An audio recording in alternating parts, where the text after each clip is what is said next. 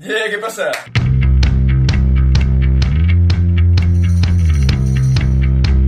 Avui vinc a parlar-vos de la caiguda progressiva de l'imperi romà. Començaré des de l'any 300 i me'n passaré un poquet arribant fins a l'expansió musulmana del segle VIII. Bàsicament, un resumenet de l'antes i el després de la caiguda de Roma l'any 476, centrant-me en la religió i en les invasions. Ale, a la faena! Constantí un dia estava dormint en una campà, que això pareixia el festivern, i de repent va veure el símbol de la creu en el cel i una inscripció que dia Inoc signo vinces, sota este signe venceràs. I el tio ho tenia més clar que l'aigua. Al Sandemà es va fer pols a Magenci, un dels emperadors de l'imperi, que estava dividit en parts, en la batalla del Pont Milvi. I encara li va pareixer poc que se'n va anar després a fer-se salt a Licini en Orient. I així es va convertir en l'únic emperador que quedava. Reunifica l'imperi i quan acaba diu: Roma? Això què és? I agarra una antiga colònia grega que es deia Byzantion, li canvia el nom a Constantinople i la fa la nova capital de l'imperi. I ja ho serà hasta el final de l'imperi bizantí en 1453, quan la conquisten els otomans. Però igualment, hasta que caiga Roma, seguiran construint-se cosetes allí, no la deixaran tirar del tot, no patiu. Esta visió que va tindre Constantí de la creu segurament seria una historieta creada després per a legitimar la seva victòria gràcies al cristianisme. I justament l'any després d'eixa batalla, el 313, Constantí va promulgar l'edicte de Milà, en el que dia: qui tinga algo en contra del cristianisme, que hable ahora o calle para siempre. Bàsicament era un edicte de tolerància que permetia la llibertat de culte sense que se'ls perseguira com s'havia fet anteriorment. Però no era tan radical com per a prohibir altres religions. Això ho va fer Teodosi, al que el meu mestre li crida hooligan del cristianisme, que en l'any 380 va dir: la religió cristiana, la única oficial de l'imperi, no s'hable més. Però per molt cristià que pareguera Constantí, ell seguia en la mateixa línia que els altres emperadors pagans. Pagans és un terme despectiu que després gastaran els cristians durant tota la història per a referir-se als que creien en més d'un déu. En l'arc de Constantí, en Roma, va fer un popurrí de relleus furtats de Trajà, Adrià i Marc Aureli, per vincular-se a estos emperadors prestigiosos del passat. Igual que Teodosi, que és molt cristiano i tot el que tu vulguis, però també voldrà vincular-se a ells. Com en el Missorium de Teodosi, que està el motiu de Serliana que tenia Adrià en la seva vila. Motiu de Serliana és que alterna llinda en arc. També cal dir que l'art en Orient és més conceptual, al que li importa més el missatge que la forma de transmetre'l.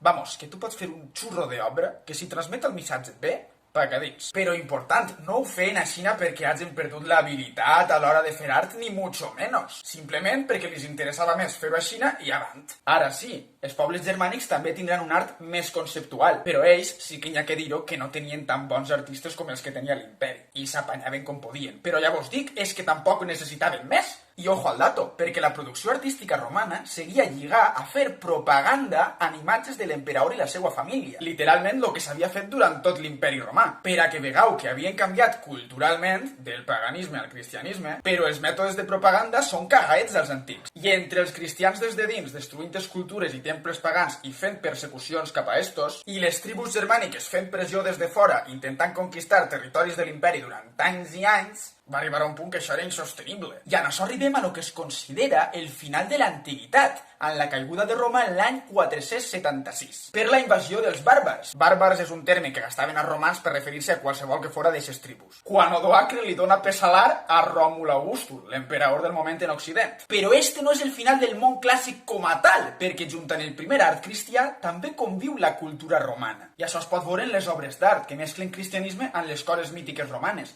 com esta, per exemple, en la que hi ha una estàtua eqüestre mitiquíssim de Roma i d'altres símbols cristians. I llevant això, també el Nadal i la festa de Sant Joan venen de festivitats paganes. Alerta en això. Però una cosa que quede clara per a evitar confusions. Sempre es coneix este moment com a la caiguda de l'imperi romà. És més, jo ho he posat en el títol. Però l'imperi romà segueix tan panxo en Orient. Lo que cau aquí és la part occidental. I a l'hora d'estudiar este nou imperi se li va posar de nom Imperi Bizantí, perquè la seva capital estava en l'antiga Byzantion. Però ells es consideren i es criden a si mateixa Romaioi, romans en grec. Era el mateix imperi romà, però amb menys terres i canviat culturalment. L'imperi romà i l'imperi bizantí era com aquí no hi quien viva i la que s'avecina, per que mos entenguem. També les tribus germàniques, que van acabar sent un mal de cap per als romans, pareix que siguen totes iguals perquè li posem aquest nom i mos quedem tan amples. Però eren diferents entre si, depenent del seu nivell de cristianització. I damunt, els que eren cristians eren arrians, que no reconeixien la natura divina de Jesús. Per a que vegeu que dins del cristianisme no era tot igual. Tu te n'anaves a l'imperi bizantí a dir que Jesús no té natura divina i t'arreaven una de bascollaes que tornaves per on havies vingut. Total, que explicat això, estos pobles germànics van anar desperdigant-se per lo que havien sigut territoris de l'imperi romà anteriorment. Els visigots en un principi estaven en la Gàlia, actual França, però els francs merovingis van i les diuen: nadie passa d'esta esquina, aquí mandan les divines. I estos se'n baixen a Hispània.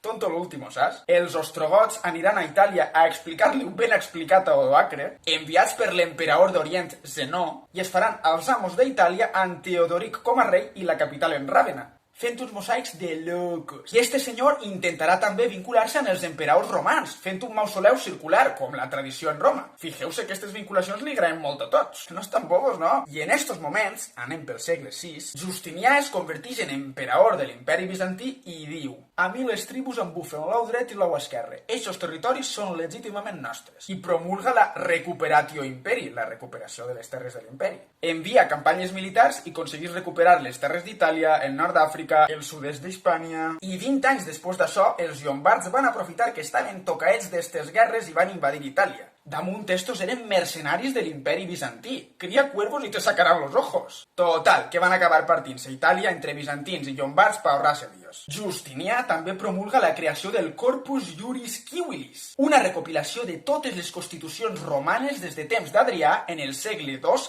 hasta eixe moment, segle VI. I això serà la base de lo que serà el dret i la justícia en Europa hasta avui en dia. Ojo, cuidao! Aixina que ja sabem, el govern de Justinià destaca especialment per aquestes dues coses que vos he dit i per la construcció de Santa Sofia, que almenys tenien que anomenar-la en el vídeo. I quan arribem al segle VII, tenim a Heracli, emperador en el que l'imperi deixa de ser llatí i passa a ser un imperi grec oficialment. Ja de antes es gastaven les dues llengües, però aquí com a que es consolida el canvi. Perquè ell mateix es canvia el títol de Imperator a Basileus. Heracli, està feo. En aquests moments l'imperi estava fotudet, els perses estaven donant prou pel sac, un clàssic, i l'any 630 este Samarro els va enviar a fer la mà i va reconquistar Jerusalem, la qual conquistarien els musulmans 8 anys després i es farien en Terra Santa, territoris importants per a l'imperi bizantí, per a un imperi cristià. I damunt això obligaria els peregrins cristians a buscar-se la vida, ja que ahir no podien estancar-se. I per això, més avant, durant el romànic, es fan iglesias per a peregrins en Occident, en Santiago de Compostela en el final del caminet. I també, a part de Terra Santa, els musulmans s'expandiran també per Orient, per tot el nord d'Àfrica, llevant-li territoris de l'imperi bizantí, i en Hispània, creant l'Àndalus. Quan venen els musulmans aquí, alguns visigots es converteixen a l'islam, són els muladís, altres es queden ahí sota domini islàmic, però segueixen sent cristians, que són els mossàrabs, i les èlits, els aristòcrates, diuen: a mi no em mana ningú, jo me'n vaig. Això faltava. I se'n van al nord, on es fusionaran amb les tribus d'allí i formaran el regne d'Astúries. Així que fixeu-se el popurrí que tenim muntat 3 segles després de la caiguda de Roma. I ja ho tenim bé per avui. Si t'ha agradat, t'agrairia moltíssim que el compartires. Segueix-me en les xarxes del canal per a no perdre't cap novetat. Subscriu-te al canal i activa la campaneta, que si no YouTube no t'avisa de que pugi vídeo. Vídeo setmanal cada dilluns a les 8, subtitulats en castellà, perquè aquí no excloem a ningú. I recordeu que el coneixement no fa nosa i aquí estem per ampliar-lo i compartir-lo tot el que puguem. Molt bé, mal dilluns.